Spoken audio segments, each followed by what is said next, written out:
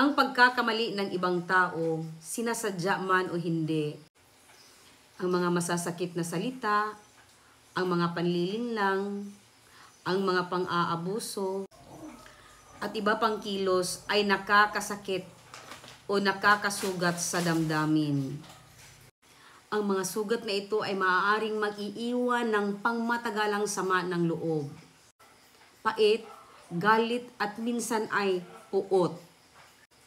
Kung panghahawakan ang ganitong uri ng sakit ng damdamin, malaki ang magiging epekto nito hindi lang sa katawan at isipan, kundi maging sa espiritual na aspeto ng tao, ng pagkatao ng tao.